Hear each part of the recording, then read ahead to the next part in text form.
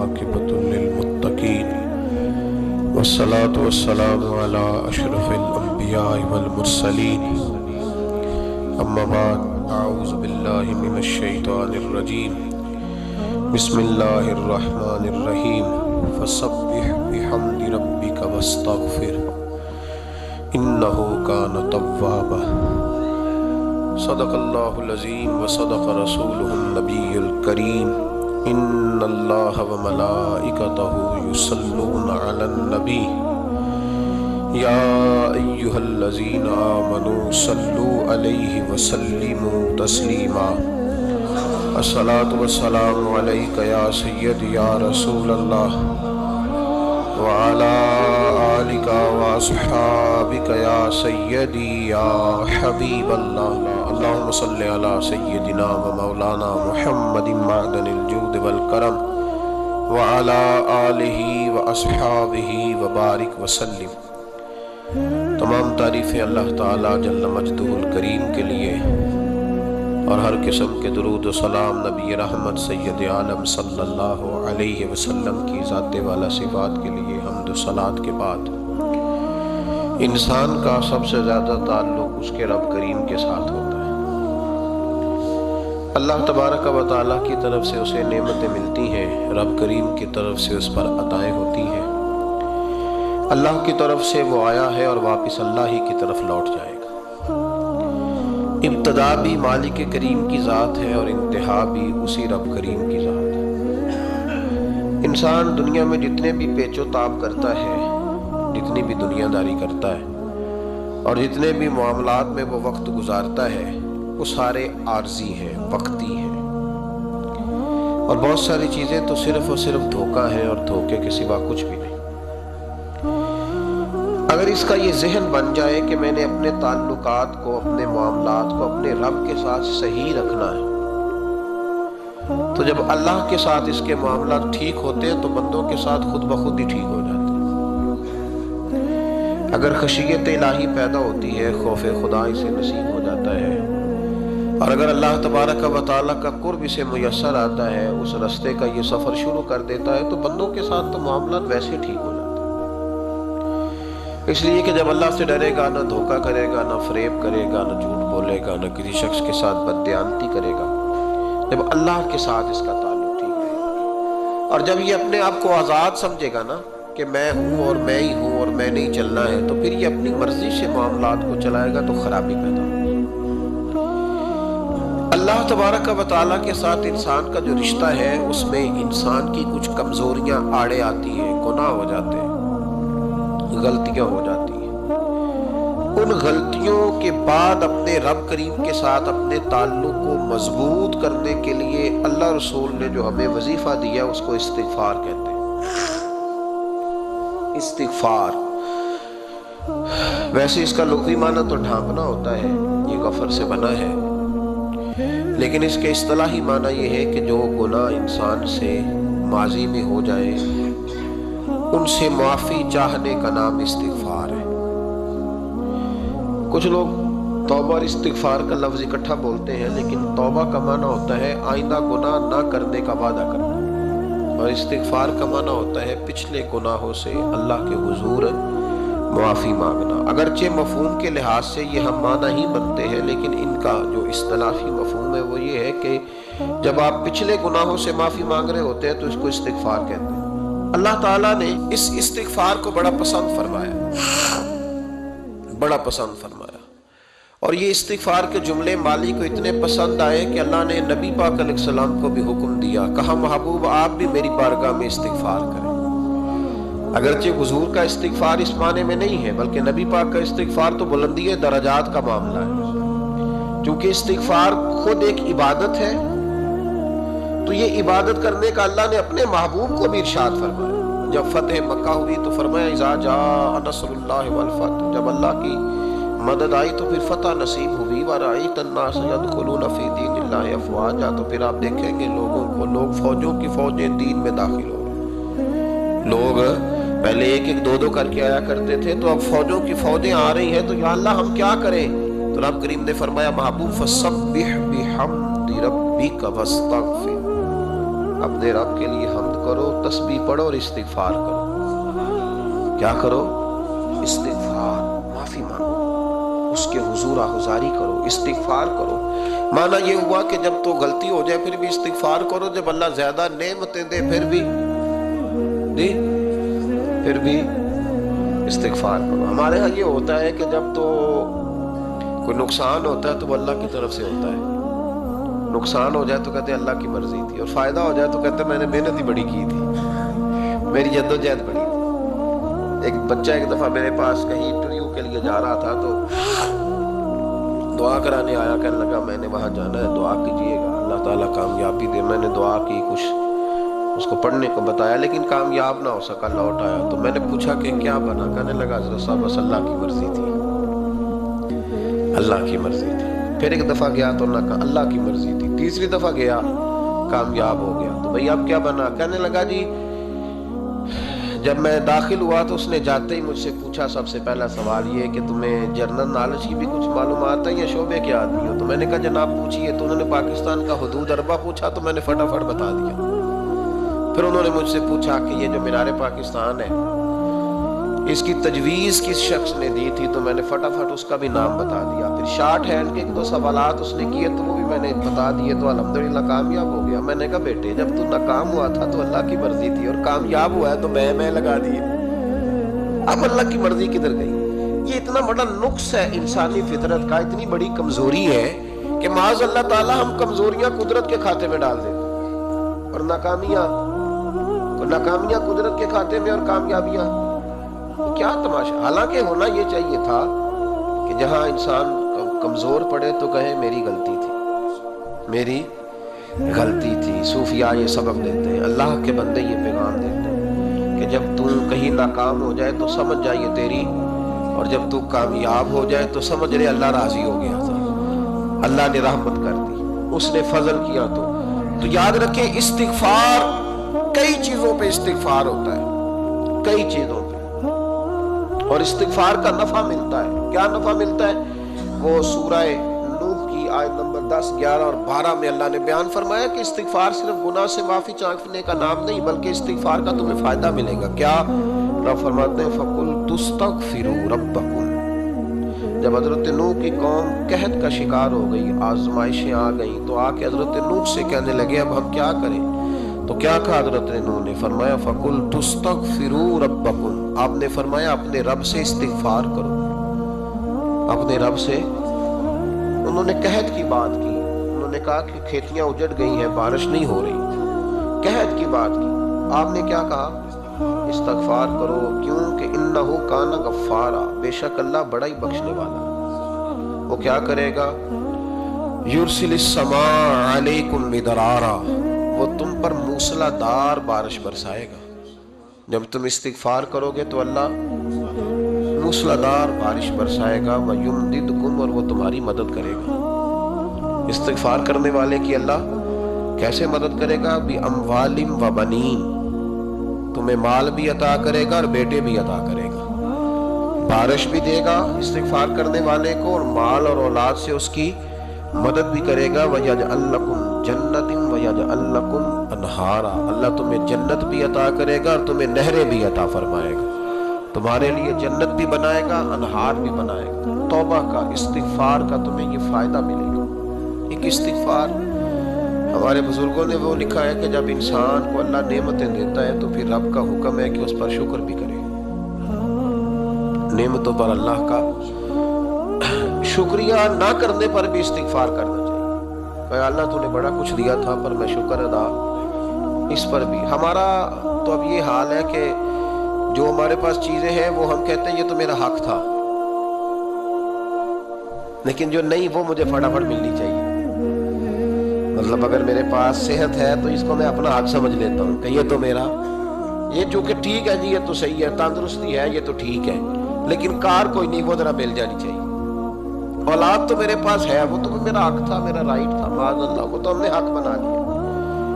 اور میرے پاس بنگلہ کوئی نہیں، وہ مجھے فٹافٹ مل جانا چاہیے۔ بھئی یہ کس طرح تیرا حق تھا، کس حساب سے؟ یعنی جو چیزیں ہیں ان کو سنبھالنے کی فکر نہیں ہے، اور جو نہیں ہے ان کے طلب کی فکر لگی ہوئی ہے۔ شکر نعمت کو محفوظ کر دیتا ہے، شکر نعمت کو محفوظ کر دیتا ہے، اور ناشکری نعمت کو لَئِن شَكَرْتُمْ لَأَزِيدَنَّكُمْ وَلَئِن كَفَرْتُمْ إِنَّ عَذَابِي لَشَدِيدٌ۔ اللہ فرماتے ہیں شکر کر، میں تیری نعمتوں میں اضافہ کر دوں، اور ناشکری کرے گا تو عذاب دوں۔ شکر نہیں نہ ہوتا، شکر نہیں ہوتا۔ دیکھیں نا، 100 روپے ابا جی نے دیا ایک بچے کو، اور اس کو کہا کہ جا دکان سے کچھ چیز لے آ، تو وہ 100 روپیہ اس نے رستے میں جاتے کہیں پھاڑ دیا یا گوا دیا، تو اب والد سے دوبارہ 100 مانگتا ہے، تو والد کہتا ہے کہ پہلے 100 کا تو نے کیا کیا؟ نہیں سمجھ آئی آپ کو میری بات؟ پہلے 100 کا کیا کیا؟ تو وہ کہے گا جی باپ میرا دل کرتا تھا میں نے پھاڑ دیا۔ جوان بچہ ہے، سمجھدار ہے، 12-14 سال کا ہے، میرا دل کیا تھا میں نے پھاڑ دیا، ختم ہو گئی بات، تو ابا نیا 100 دے دے گا؟ سبحان اللہ، کتنے خوش ہو کے آپ کہہ رہے ہیں نہیں دے دینا سو، یہ کیسے ہو سکتا ہے؟ بھائی کروڑ پتی والد بھی ہو تو 100 کا نوٹ دوبارہ دیتا، کیوں؟ بیٹا نہیں اس کا؟ پیار نہیں؟ کیوں نہیں دے رہا؟ وہ کہتا تو نے میرے پہلے 100 کی قدر نہیں ڈالی، نیا تجھے کیسے مل جائے؟ تو نے خیال ہی نہیں کیا، تو نے جدوجہد ہی نہیں کی، تو نے۔ حضرت مولا رومی نے مثال دی ہے، جناب رومی فرماتے ہیں کہ بغیر محنت کے لوگوں کو اللہ نے نعمتیں دی ہیں تو انہوں نے شکر ہی نہیں ادا کیا۔ اندھے سے پوچھ آنکھ کی قدر کیا ہے، پوچھ اندھے سے، پوچھ معذور سے کہ ٹانگوں پہ چلنا کتنی بڑی نعمت ہے۔ کبھی پوچھ اس سے جس کا مکان تو ایک کنال میں ہے پر رونے والا بچہ کوئی بھی نہیں، پوچھ اس سے جس کی جیبیں دولتوں سے بھری ہوئی ہے پر کوئی نہیں کہتا کہ ابا 10 روپے دینا، پوچھ یہ کتنی بڑی تکلیف ہے۔ حضرت رومی نے لکھا ہے، وہ فرماتے ہیں کہ ایک والد تھا تو اس نے بڑی دولت کمائی تھی، تو اس کا بیٹا بے دریغ ہی اڑاتا رہتا تھا، کبھی ادھر پیسے بھگا دیے، کمائے نہیں تھے نا، محنت نہیں نہ کی تھی، کمائے نہیں تھے۔ والد بڑا سمجھاتا تھا پر سمجھ نہیں آتی تھی، لیکن اس کے ابا کے ذہن میں ایک بات آئی، وہ کہنے لگا بیٹے یار میں کنگال ہو گیا ہوں، اچانک حالات خراب ہو گئے، ایک آنا مجھے چاہیے، دوائی خریدنی ہے، کہیں سے لے کے آؤ۔ اس نے کہا ابا مسئلہ ہی کوئی نہیں، یار ہی بڑے ہیں، بہت سارے لوگوں کے ساتھ رات میں جاتا ہوں روٹی کھانے ہوٹل میں، کئی ہیں جو میرا انتظار کر رہے ہوتے ہیں، فیس بک والے اور جناب وہ سیلفی والے، بڑے سارے ہیں جو کہتے ہیں تیرے بغیر گزارا ہی نہیں، بڑے ہیں جو روز سویرے اٹھ کے پہلے مجھے السلام علیکم کا میسج کرتے ہیں، پھر اس کے بعد کسی اور سے، بڑے ہیں کوئی مسئلہ ہی نہیں۔ ایک کے پاس گیا، ایک آنا چاہیے، اس نے دے دیا، لا کے ابا کو دیا، تو ابا گھر کے اندر جو امیر لوگ ہوتے تھے گھر میں کنواں کھدوا لیتے تھے، ابا کنویں کے کنارے بیٹھا تھا، جب بیٹے نے آنا لا کے رکھا تو اس نے پانی میں پھینک دیا۔ اگلی صبح پھر کہا بیٹے ایک آنے کی ضرورت ہے، دوا خریدنی ہے، اس نے کہا مل جائے گا، 2 4 5 دوست ابھی ہیں بڑے مالدار، ان سے جا کے کہا، ایک سے آنا لایا، ابے نے پھر پھینک دیا، تیسرے دن بھی پھینک دیا، چوتھے دن بھی، یار اب ختم ہو گئے۔ کچھ آہستہ آہستہ دوستوں کو پتہ چل گیا کہ کنگال ہو گیا، خبر پھیل جاتی ہے نا، اب بھوکا ہو گیا، اب آہستہ آہستہ موبائل بند ہونے لگے، آہستہ آہستہ جو ہے وہ نمبر بلاک ہونے لگا، حالات بگڑ گئے۔ جب اسے پتا تھا کہ یار تو اب دروازہ کھٹکھٹاتا ہوں تو کہتے ہیں کہ اسے کہہ دو میں گھر نہیں، ابا نے تو آنا مانگنا ہے، اور میں بے دریغ دولت ابا کی اڑاتا رہا ہوں، اب یہ بھی نہیں کہہ سکتا کہ مجھے دیتا کوئی نہیں۔ شہر سے باہر نکل گیا، سارا دن مزدوری کی، جد و جہد کی، کبھی کام کیا نہیں تھا، ہاتھوں پہ چھالے پڑ گئے۔ بڑا مشکل ہوتا ہے جن لوگوں نے کام نہ کیا ہو، انہیں کرنا پڑ جائے تو تکلیف کا شکار ہو کے ایک آنا کمایا، شام کو لا کے والد کی ہتھیلی پہ رکھا تو اس نے پھینکا نا جب کنویں میں تو چیخ پڑا، کہنے لگا ابا جی آپ سیاڑے بیاڑے بندے ہیں، میں روز پیسے لا کے دیتا ہوں، کنویں میں پھینک دیتے ہو، کوئی کرنے والی بات کرو، نہیں دوائی کھانی تو نہ کھاؤ، ضائع کیوں کرتے؟ بیٹے کو باپ نے دھمکی دے کے بٹھا لیا، اس نے کہا بیٹا میں نے پہلے دن تو نہیں پھینکا، تو 7واں دن میں روز پھینکتا ہوں، آج تیری چیخیں کیوں نکلی؟ کہنے لگا ابا پہلے ادھار کے تھے آج مزدوری کے ہیں۔ نہیں سمجھ آئی بات؟ پہلے بولیے، اور آج میری محنت ہے، مزدوری ہے، جد و جہد ہے۔ تو والد کہنے لگا بیٹے یہی میں تجھے سمجھانا چاہتا تھا، وہ میرے بھی محنت کے ہیں جو تجھ روز یاروں کو کھلاتا ہے، میں نے بڑی جد و جہد سے جمع کی ہے، میں کنگال نہیں ہوا، صرف تجھے سمجھانا تھا۔ او بھائی یہ آنکھیں تیری محنت کی نہیں نا، اس لیے تو شکر نہیں ادا کرتا، یہ وجود، یہ ٹانگیں، یہ شعور، یہ تیری جد و جہد کا نہیں، جو عقل کی دولت اللہ نے دی ہے نا، یہ تیری محنت کی نہیں۔ اگر محنت کی ہوتی تو سجدے میں پڑا رہتا، تو خیال کرتا اللہ نے آنکھیں دی ہیں قرآن دیکھنے کے لیے، جب کوئی کسی گندی چیز کو دیکھتا ہے تو ناشکری کرتا ہے، جب غلط طرف اٹھاتا ہے یہ چیزیں تو ناشکری کرتا ہے۔ صاحب وہ یاد رکھنا اور اس پر ضرور غور کرنا کہ جب نعمتوں کا شکر ادا نہ کیا جائے تو پھر ہمیں استغفار کا حکم دیا گیا ہے۔ پھر کیا کرنا ہے ہم نے؟ استغفار کہ یا اللہ ہم تیری نعمتوں کا شکر ادا نہیں کر سکے تو ہمیں معاف فرما دے، تو ہم سے درگزر فرما، معاف فرما۔ ایک استغفار اس بات کا ہے کہ دیکھیں نا، یہ رسول پاک علیہ السلام کا فرمان، یہ حدیث امام رازی نے لکھی ہے، نبی پاک کی فرمان کے لحاظ سے جو چیز ہمارے سامنے آئے نا اس پر ہماری آنکھیں بھی کھول جانی چاہیے، دل بھی کھول جانا چاہیے، کہ کوئی خاص ہی بات تھی جو حضور نے بیان فرمائی صلی اللہ علیہ وسلم۔ سرکار دو عالم علیہ السلام نے فرمایا ایک آدمی نے 500 سال بغیر ریاکاری کے اللہ کی عبادت کی۔ کتنے سال؟ 5 سال نہیں ہوتی بغیر ریاکاری کی۔ تہجد پڑھنے والا جب تک 6 لوگوں کو بتا رہا نہ دے تہجد پڑھی ہے، اتنی دیر تو تہجد آگے بڑھتی نہیں، کم از کم 6 بندوں کو پتا ہونا چاہیے۔ اور میرے جیسے حاجی نمازیوں کا تو دل کرتا ہے کہ وظیفے پہ بندہ رکھا جائے جو تعریفیں کرے صبح شام۔ حاج صاحب کی کیا بات ہے، حضرت صاحب کی وظیفہ دے گے اس کو مہینے کا، وہ تعریف کرے کھول کے کہ آپ کی بڑی بات۔ یہ مرض ہے، تعریف سننا نا یہ بیماری ہے، اس نے جھوٹ کو جنم دیا ہے، بہت بڑا مرض ہے۔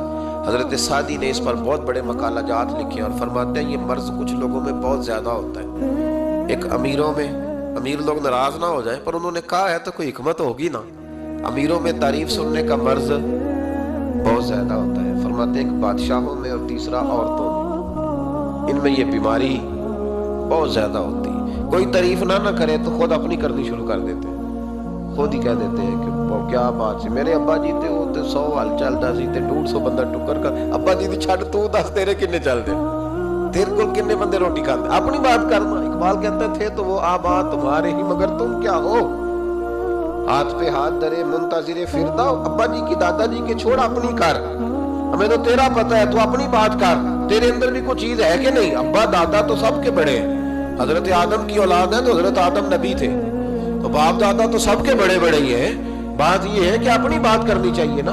تو یہ بیماری ہے، یہ نقص ہے، 500 سال بغیر ریاکاری کی عبادت، اور بیان میرے نبی کریم علیہ السلام فرما رہے ہیں 5، بولیے، یہ بہت بڑا مسئلہ ہے، دکھاوا نہ ہو، ریاکاری نہ ہو۔ ہم مجالس میں جاتے ہیں نا جناب، محافل میں تو لسٹ ملتی ہے، یہ جوج صاحب نے صدارت ہے، انہوں نے خصوصی تعاون کیا ہے تو یہ فلانے صاحب ہے تو ان کا بھی نام لینا ہے، تو میں کبھی کبھی کہہ دیتا ہوں کہ یار آپ نے تو کہا تھا یہ نبی پاک کی تعریف کی محفل ہے، اور یہاں آپ نے لسٹ لگا دی ہے پوری تعریف کرنے والوں کی۔ کچھ ضروری ہے کسی کا نام لینا اور اس کا جناب ذکر کرنا اور اشتہار پہ اس کی فوٹو آنا، یہ کچھ ضروری ہے؟ ویسے بھی کو اچھا لگتا ہے کہ نبی پاک کے نام کی محفل اور میں کو میں صدارت کر رہا ہوں؟ ڈرنا چاہیے نا مجھے اللہ تعالیٰ، حضور کی محفل اور میری صدارت، اس پر کبھی غور کریں۔ اگر کوئی راہ طریقت کا مسافر ہوگا تو تڑپ جائے گا کہ نبی پاک کے نام کی محفل اور سرپرستی ایک ایسے آدمی کی جس کو وضو تک نہیں کرنا آتا، چھ مالا دار، وہ دھندا ہے معاذ اللہ تعالیٰ، جس کا جو دل کرے وہ کرتا جائے۔ 500 سال بغیر ریاکاری کی عبادت کی، 5 بڑا مشکل ہوتا ہے۔ حضور فرماتے ہیں یہی بندہ جب اللہ کے حضور کھڑا کیا جائے گا تو رب کریم اس سے کہے گا کہ چلو اس کو میرے فضل سے جنت میں لے، تو عرض کرے گا مالک فضل تو ٹھیک ہے پر 500 سال لگائے میں نے، 5۔ وہ مولوی صاحب میری طرح کے بیچارے جو امام مسجد ہوتے ہیں نا تو وہ بھی کہتے ہیں جب میں آیا تھا تو 30 بچے تھے مسجد میں، اب 80 ہو گئے۔ اور بھائی یہ بندوں کو بتانے کی کیا ضرورت ہے، یہ تو اللہ کی رضا کے لیے ہے نا، تو چھوڑ اس میں اتنا تذکرہ کرنے کی کیا حاجت ہے۔ 500 سال جس نے لگائے، بول پڑا یا اللہ 500 سال لگائے اور تو کہتا ہے کہ اس کو میرے فضل سے لے جاؤ، تو رب کریم نے فرمایا چلو کوئی نہیں، پھر انصاف کر لیتے ہیں، الٹی آنکھ کی روشنی نکال کے ترازو کے ایک پلڑے میں رکھو اور 500 سال کی بغیر ریاکاری کی عبادت دوسرے پلڑے میں رکھو۔ کبھی اس مریض سے پوچھنا جس کو ڈاکٹر کہہ دیتا ہے کہ تیری آنکھ کا علاج نہیں ہو سکتا، بے بس ہوتے ہیں ڈاکٹر، جواب دے جاتا ہے شعور۔ پوچھ کبھی اس شخص سے، اس کو کہتے ہیں بس جناب اب آپ اپنی آنکھیں موجود ہونے کے باوجود آپ دیکھ نہیں سکتے، اتنی موٹی آنکھ لگی ہوئی ہے لیکن روشنی اللہ چاہے تو دیتا ہے، نہ چاہے تو نہیں دیتا۔ 5 ایک آنکھ کی روشنی ایک پلڑے میں رکھ لو اور دوسرے میں 500 سال کی عبادت رکھ دی، اللہ اکبر۔ تو رب کریم نے فرمایا اب تولو۔ جب تولی تو وہ عبادت تھوڑی تھی اور ایک نعمت زیادہ تھی۔ اللہ نے فرمایا یہ تو بھائی اس کو تو 500 سال دیے تھے، یہ تو ایک نعمت کا شکر نہیں ادا کر سکا، پکڑو اس کو دوزخ میں ڈالو۔ ایک کر کے کیا آیا ہے؟ پکڑو جہنم میں ڈالو، اس کو لے چلو۔ ترمذی شریف کے لفظ ہے، نبی پاک نے ہمیں سمجھایا اور ایک جملے میں ساری بات ختم کر دی۔ حضور فرمانے لگے تو اللہ کی تھوڑے دیے ہوئے رزق پہ راضی ہو جا، وہ بھی تیری تھوڑی عبادت سے راضی ہو جائے گا۔ اور اگر تیرا پروگرام ہے نا لمبی چوڑی جائیدادوں کا، تو پھر سجدے بھی لمبے کر، پھر لمبے کرنا تو بھی۔ یہ کیا بات ہوئی؟ یہاں جتنی دولت بڑھتی جاتی ہے عبادت سکڑتی جاتی ہے، وقت ہی نہیں، ٹائم ہی نہیں، یہ بڑھا پھر۔ تو جب دوزخ میں جانے لگا نا تو پھر خیال آیا، تو حضور فرماتے استغفار کرنے لگا، کہنے لگا اللہ میں بھول گیا تھا، اللہ مجھے غلطی لگ گئی، استغفار کر رہا۔ تو جب اس نے استغفار کیا تو رب کریم تو پہلے ہی بڑا قبول کرنے والا ہے۔ یا اللہ میں بھول گیا تھا، فرمایا چلو جو استغفار کرے اسے تو میں ویسے ہی معاف کر دیا کرتا ہوں، اسے بخش دو، اسے میرے فضل سے جنت میں لے جاؤ۔ پہلا استغفار ہمارے بزرگ نے ایک مراقبہ کراتے تھے۔ مراقبہ ان فی خلق السماوات والارض واختلاف اللیل والنہار لآیات لأولی الالباب۔ مراقبہ ہوتا تھا اللہ کی نعمتوں پر غور کرنے کا نام۔ تو اکیلا بیٹھ، گردن جھکا اور غور کر خدا کا فضل کتنا ہے اور میری اس میں محنت کتنی ہے، اس کا شمار کر۔ اس طرح کر کے 2 خانے بنا، ایک خانے میں اللہ کی نعمت رکھ اور دوسرے میں پھر اپنی محنت رکھ۔ اس کو کہتے ہیں مراقبہ۔ یہاں سے مراقبہ سٹارٹ ہوتا ہے۔ اور اگر تو شکر ادا کر رہا ہے تو پھر ٹھیک ہے، ورنہ پھر استغفار کر، پھر اللہ کے حضور معافی مانگ، پھر اس کے حضور آہوزاری کر، پھر اس سے کہہ کہ وہ معاف کرے۔ ہم لوگ یہ والا مراقبہ نہیں کرتے، اس لیے جو چیز ہے وہ تو میرا حق تھا، مجھے فٹافٹ دوسری بھی چاہیے۔ استغفار کریں اس لیے کہ ہم شکر ادا صحیح طور پر کر سکیں۔ پھر اس کے بعد دوسرا استغفار اس وقت ہوتا ہے اللہ اکبر کہ جب انسان باشعور زیادہ ہو پر بے عمل بھی اتنا ہی زیادہ ہو، اسے بھی استغفار زیادہ کرنا چاہیے۔ آپ میرے سمیت کسی بھی آدمی کو چھیڑیں گے نا تو دنیا اور مافیہ کی وہ باتیں کرے گا، لیکن جب اس کا عمل دیکھا جائے گا تو کچا سا، پلپلا سا، کمزور سا۔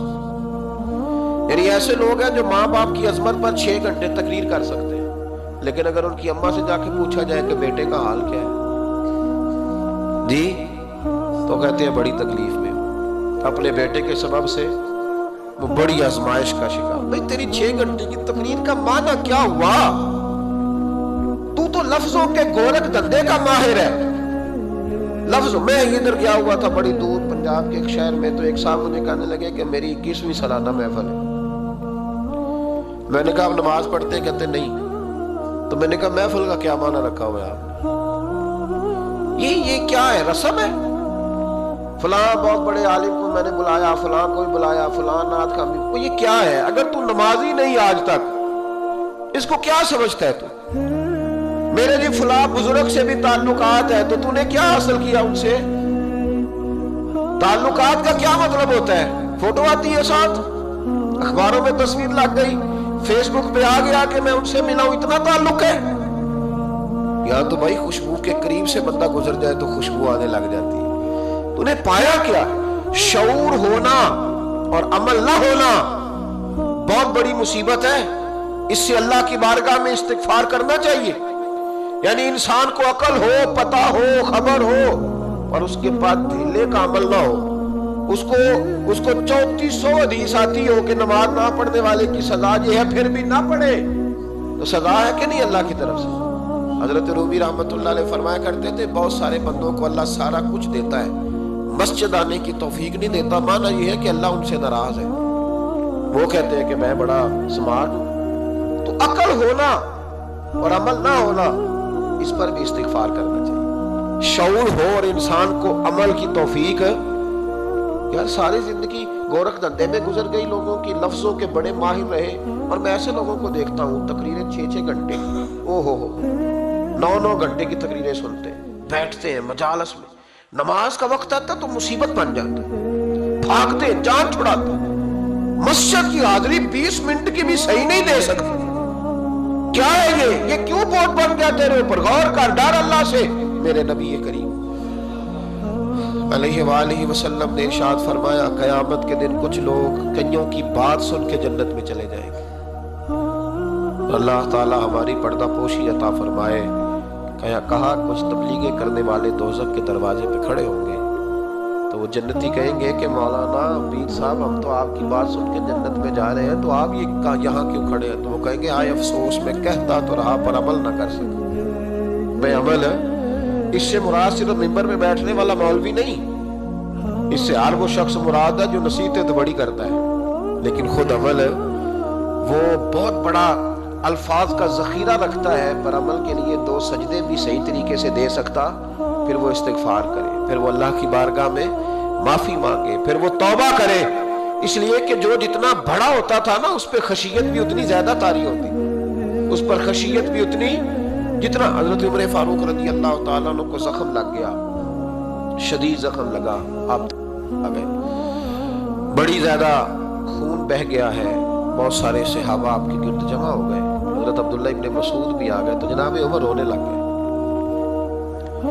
اب تو رونا آتا ہی نہیں لوگوں. حضرت محی الدین ابن عربی کہا کرتے تھے جس کو پورا ہفتہ ہو گیا نا وہ طریقت کا مسافر بھی. جاگ رہے ہیں آپ حضرات؟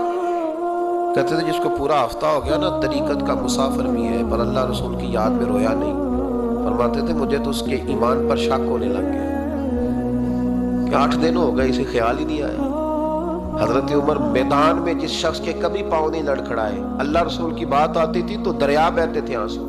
یہاں حال ہی کوئی نہیں، خشک جملے اور جناب موٹے موٹے تراشے ہوئے فکرے اور لفظوں کی ہیرا پھیری، اس کے علاوہ کوئی چیز نظر ہی نہیں آتی. حضرت عمر رونے لگے، آخری وقت ہے، تڑپ رہے ہیں، آنسو بہہ رہے ہیں. حضرت عبداللہ ابن مسعود آ گئے، انہوں نے کہا عمر تیری ہجرت بھی بڑی باکمال تھی، تیرا اسلام قبول کرنا بھی بڑا ہی باکمال تھا، حضور بھی تجھ سے ہمیشہ راضی رہے. عمر تو روتا کیوں ہے یار؟ بات تو یہ ہے کہ جب تو نے خلافت سنبھالی تو پھر تیرے طریقے بھی باکمال ہی تھے، اور جب تو میدان میں اترتا تھا پھر بھی تیرے معاملات باکمال تھے، اور جب تو مال غنیمت بانٹتا تھا پھر بھی تو باکمال. یار ہر موقع پہ تو باکمال تھا تو جاتے دفعہ روتا کیوں ہے؟ ان کا استغفار دیکھو، ان کی توبہ دیکھو. حضرت عمر پھر رو پڑے، کہنے لگے عبداللہ لوگوں کو میری نیکیوں کا پتہ ہے، گناہوں کا تو نہیں نہ پتہ.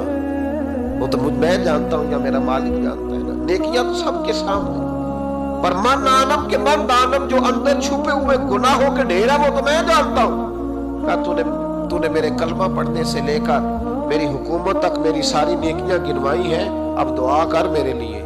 کہ رب میری نیکیاں اور بدیاں برابر برابر کر دے، مجھے درجہ نہیں چاہیے، بس اللہ مجھے معاف کر دے.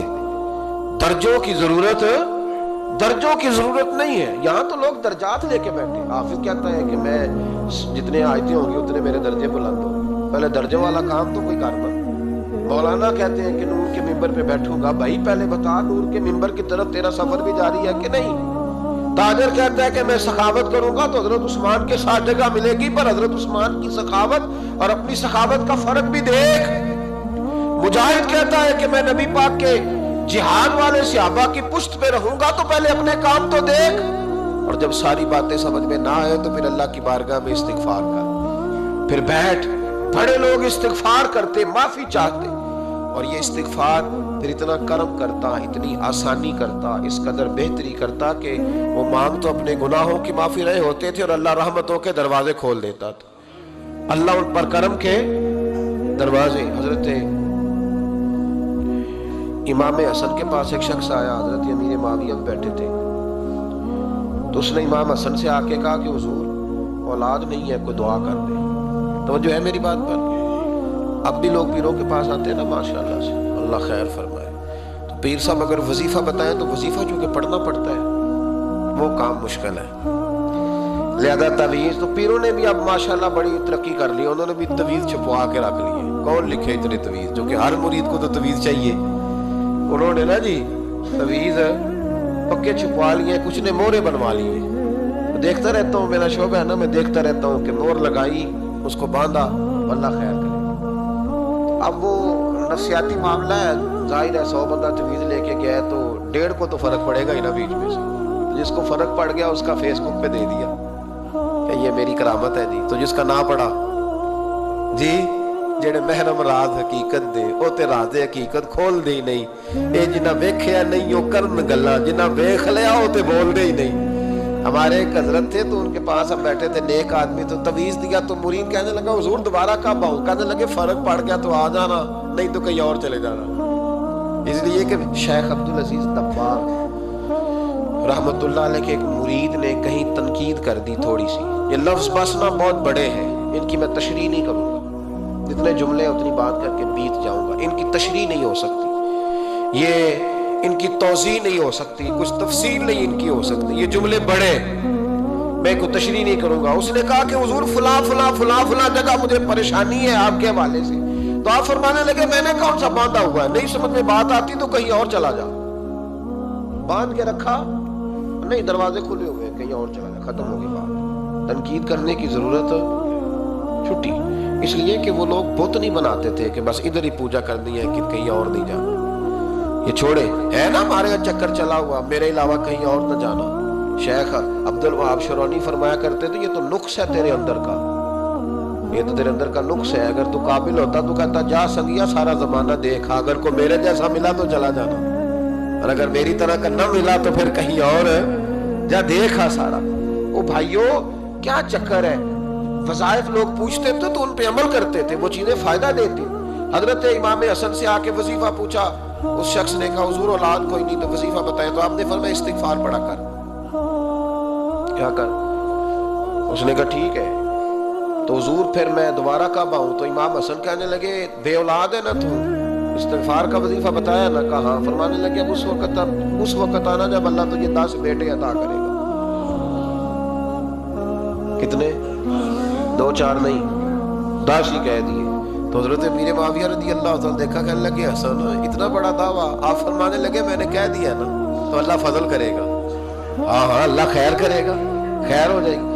वो शख्स कई सालों के बाद आया, कई सालों के बाद, तो हज़रत अमीर मुआविया को भी साथ लाया। कहने लगा हुजूर अल्लाह के फजल से अल्लाह ने 10 बेटे अता फरमाए, पूरे 10 ही अल्लाह ने दिए। तो हज़रत अमीर मुआविया कहने लगे जनाब बात तो आपकी सच्ची हो गई, पर मुझे भी बताइए वजीफा कहाँ से लिया? फरमाने लगे कुरान पाक से, सूरह नूह की 10, 11, 12 आयत पढ़ो। अल्लाह फरमाते तुम इस्तिगफार पढ़ो, मैं तुम्हारी बेटों से भी मदद करूंगा, मालों से भी मदद करूंगा। तो मैंने इस्तिगफार बताई थी और कुरान मेरे अल्लाह का है, रब का वादा झूठा हो सकता? फरमाया 10 बेटे मिलने थे, मैंने कह जो दिया था। वो मेरे भाइयों याद रखे, इस्तिगफार अल्लाह की रहमत नाजिल कर। एक होता है खौफ, एक होती है खशियत। खौफ वाले लोग तौबा करते हैं, खशियत वाले इस्तिगफार करते हैं। एक होता है खौफ, एक होती है खशियत वाले इस्तिगफार करते हैं। नबी करीम अलैहिस्सलाम ने फरमाया मैं दिन में 100 मरतबा इस्तिगफार करता हूं, दिन में। तौबा वाला कहता है कि मैं भूल गया था, मुझे माफी मिल जाए, और खशियत वाला कहता है मेरा यार नाराज ना हो जाए, वो इस्तिगफार ही करता रहता है, वो माफी। हज़रत रूमी ने मिसाल दी है, फरमाते एक औरत थी तो भीख मांगा करती थी। एक दिन बादशाह के दरवाजे पे भीख मांगने गई तो बादशाह को पसंद आ गई, उसने निकाह कर लिया।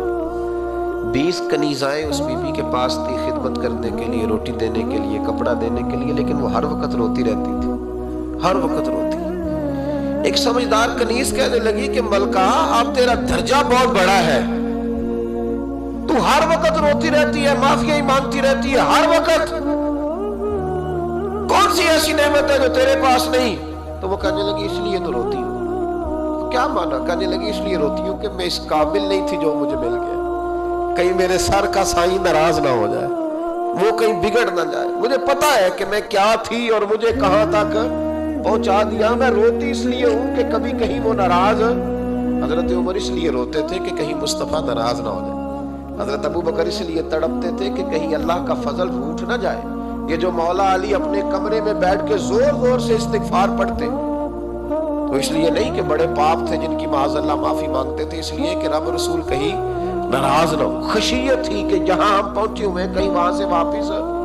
इस्तिगफार बंदे की अल्लाह से सुलह करा देता है, बंदे की रब से सुलह हो जाती है जब इस्तिगफार। देखे ना, बड़ी सादी सी बात है कि दो भाई नाराज हो तो बड़ा कहता है इसने मेरी बेअदबी बड़ी की, तो छोटा अगर पास आ जाए और पैर पकड़ ले कि चल यार माफ कर दे, तेरा भाई नहीं। पता क्या होता है, सिर्फ माफी नहीं मिलती, हाँ सिर्फ माफी नहीं, छोटे ने बेअदबी कर दी, बड़े को तकलीफ हुई, बात जब आगे बढ़ी ना तो बड़े ने शिकवा किया। जब लोगों ने छोटे को समझाया तो छोटा जब माफी मांगता, इधर देखो मेरी तरफ, जब छोटा माफी मांगता है ना उठ के जाता है और बड़े के पैर पकड़ता है तो निरा माफ नहीं करता, बड़ा रो भी पड़ता है, बड़ा रो भी पड़ता है। और वो कहता है कि वो मैं और तुम अम्मा के पास इकट्ठे बैठते, एक बाप की मोटरसाइकिल पे इकट्ठे बैठते, तो तेरा और मेरा रिश्ता यार तूने ये क्यों, वो जो आंसू निकलते हैं ना वो दर्द होता है, वो कैफ होता है, वो सोज होता है, वो लज्जत होती है, वो प्यार होता है। रब कहता है तू माफी मांग, इन्नहु काना गफ्फारा, तू माफी मांग, मैं तुझे माफ भी करूंगा, तेरे ऊपर रहमत भी फरमाऊंगा, तेरे ऊपर करम नवाजी भी करूंगा, तुझे नवाज दूंगा, तुझे अता करूंगा। हजरत मूसा कलीमुल्लाह अलैहिस्सलाम का जमाना मुबारक था, कहत पड़ गया, बारिश नहीं होती। हम लोग ना, अब तो खैर हमारे पाकिस्तान में तो टेबल टॉक होती है, टॉक शो होते हैं, हमारे यहाँ तो पता किया जाता है कि बारिश हो क्यों नहीं रही, और उस पर यह होता है कि धुआं बड़ा चढ़ गया है, हालात बड़े ख़राब हैं, फलां ऐसे हो गया, कहत का हम तो असबाब तलाश करते रहते हैं ना जी, फोक बहुत ज़्यादा है, फलां चीज़ ऐसे है, फलां चीज़ ऐसे, हम तो ये तलाश करते रहते हैं। वो लोग यूँ नहीं करते थे, वो सीधे जाके मुसल्लों पे बैठते थे, इसलिए कि वो कहते थे जब रब चाहता है तो फिर कोई चीज़ किसी चीज़ को रोक सकती, वो सीधे मुसल्ले पे बैठते।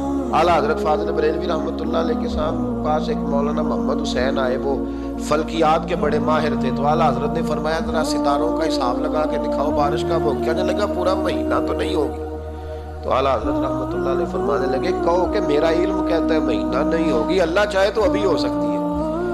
कहने लगा जी वो तो ठीक है पर मेरा इल्म, वो जैसे रोज लोगों ने पीर नेटू शहनशाह साहब नहीं खोले होते कि बारिश कब आएगी, और इसकी तरफ ना देख, मुसल्ले पे बैठ, मेहरबानी कर मुसल्ले पे बैठ, अल्लाह की बारगाह में हाजिर हो, उससे माफी मांग, उसे मना, ताकि वो रहमत की बारिश। कहने लगा जी मेरा इल्म कहता है, तो आला हज़रत फरमाने लगे फिर वही बात, तू कह अल्लाह चाहे तो बारिश अभी, लेकिन ये जो अड़ गए हैं ना बेचारे, ये अड़ ही गए हैं, ये जहां उलझ गए हैं वहां ये लोग उलझ गए, अल्लाह हमें उलझने से महफूज फरमाए। तो आला हजरत उठे तो फरमाया टाइम क्या हुआ है घड़ी पे, कहने लगा जी 12। तो आला हजरत ने घड़ी घुमाई, अब क्या बज गया, कहने लगा 4 बज गए। फरमाने लगे बज गए ना 4, कहने लगा जी आपने घड़ी घुमा क्यों दी है। फरमाने लगे अल्लाह भी जब चाहे तो सितारे घुमा देता है, अल्लाह भी सितारे घुमा देता है बारिश। कहने लगा जी वो तो ठीक है पर महीना नहीं हो सकता, अड़ा हुआ बंदा उसका कोई इलाज है, जो अड़ जो जाए उसके लिए कुरान कहता है वइज़ा ख़ातबहुमुल जाहिलून क़ालू सलामा, उसे सलूट करो दूर से, उसे को तू जान और तेरा। कहने लगा जी हो नहीं सकती पूरा महीना। फरमाने लगे यार तू जा अपना काम कर। वो शख्स कहता मैंने दरवाजा खोला आला हजरत का, कमरे से बाहर निकला तो तेज बारिश हो रही।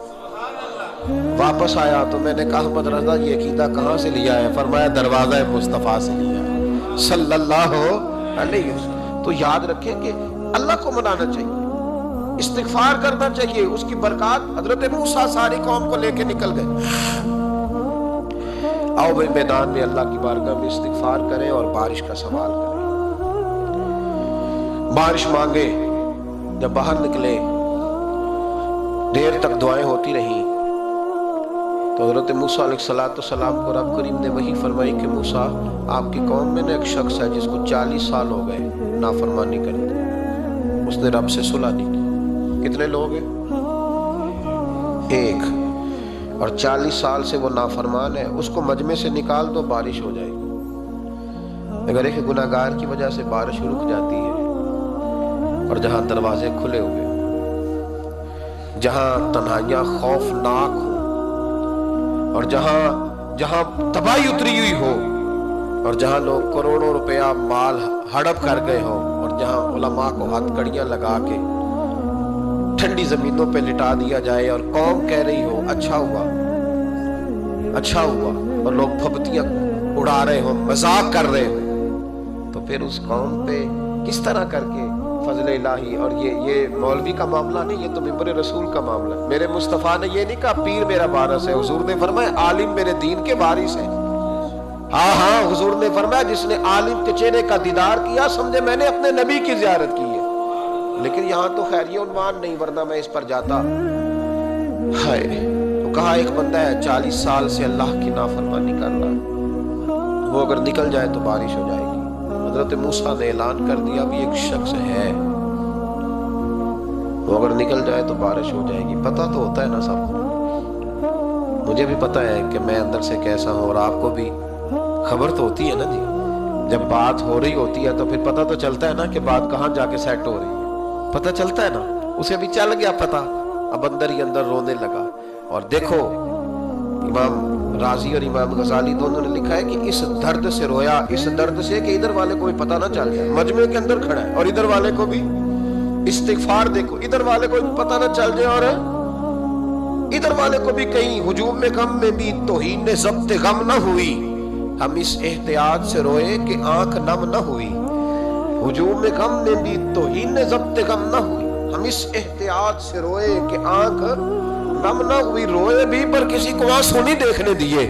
اب اس درد سے کہتا ہے اللہ تو معاف کرنے والا ہے نا، تو معاف کرتا ہے، پردہ پوشی کرتا ہے، اور مالک اگر لوگوں کو پتہ چل گیا تو میرے تو بچوں کا بھی جینا حرام کر دے گا، یا اللہ میری تو آنے والی نسل بھی تڑپ کے وقت گزارے گی۔ مالک تو معاف کر دیا کرتا ہے، لوگ نہیں معاف کرتے، اے اللہ یہ میری خوبیاں بھول جائیں گے، میری خامیوں پر بات، مالک میں یہ ذلت نہیں برداشت کر سکتا، فضل فرما۔ حضرت موسیٰ نے دوبارہ اعلان کیا نکلتے ہو کہ نہیں نکلتے؟ پھر تڑپا خدا بندہ مجھے بے آبرو نہ کر، یہ ذلت اور رسوائیاں یہ نہیں برداشت ہوتی، اللہ درگزر۔ حضرت موسیٰ نے تیسرا اعلان کیا نکلتا ہے یا میں پھر اس کا نام لوں، اللہ سے پوچھ کے نام لوں اس کا، بتاؤ کون ہے؟ اب تو تڑپ گیا، کہنے لگا مالک میں تیری بارگاہ میں استغفار کرتا ہوں، آئندہ نہیں کرتا، آئندہ نہیں کرتا۔ یہ لفظ ادا کیے، بندہ کوئی بھی نہیں نکلا، رب کریم نے بارش عطا کر دی، تیز بارش، جب برسی نا تیز بارش، تو لوگ تو نہیں دیکھ کے دوڑ گئے۔ تو حضرت موسیٰ کہنے لگا یا اللہ مجھے بھی تو بتا، تو نے کہا تھا کہ جب تک بندہ نہیں نکلتا بارش نہیں ہوگی، تو نکلا کوئی بھی نہیں، بارش ہو گئی، ماجرا کیا ہے؟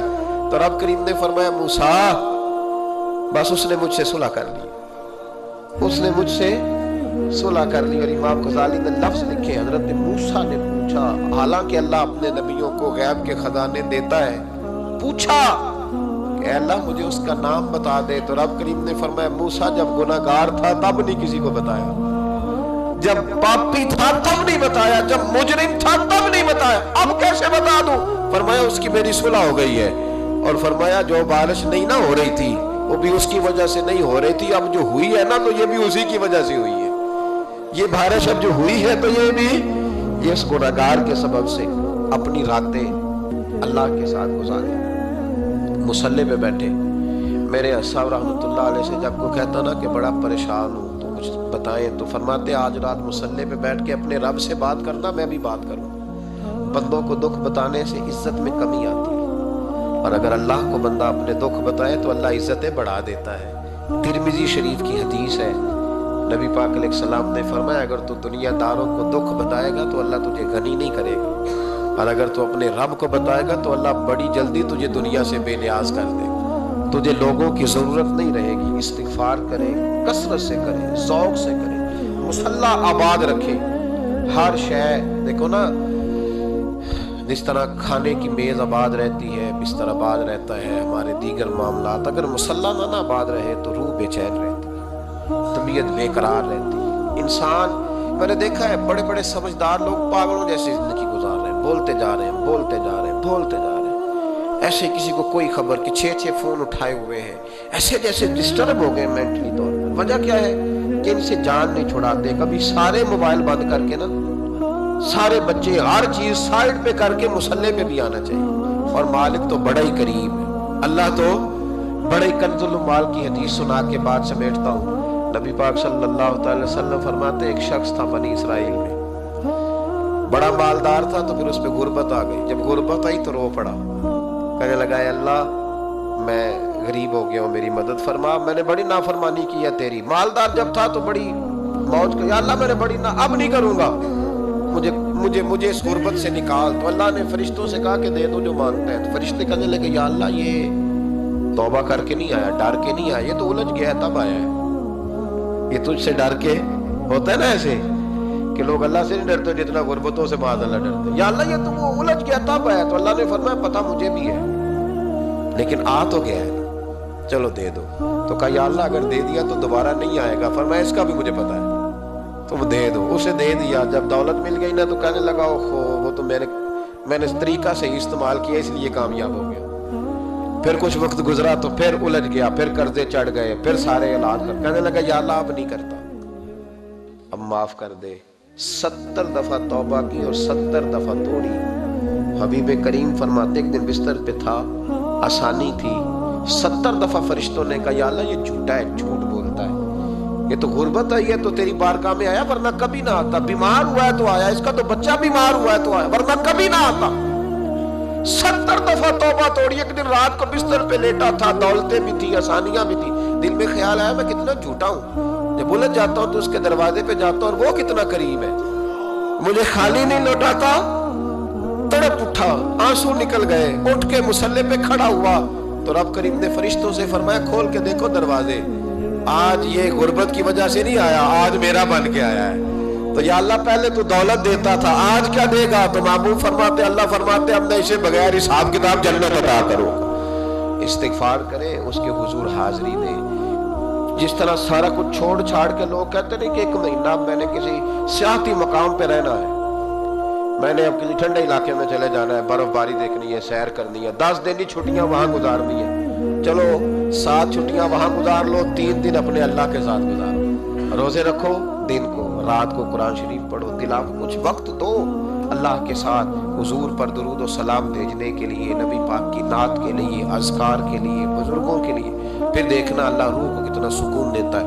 آخر دعوانا الحمدللہ رب العالمین۔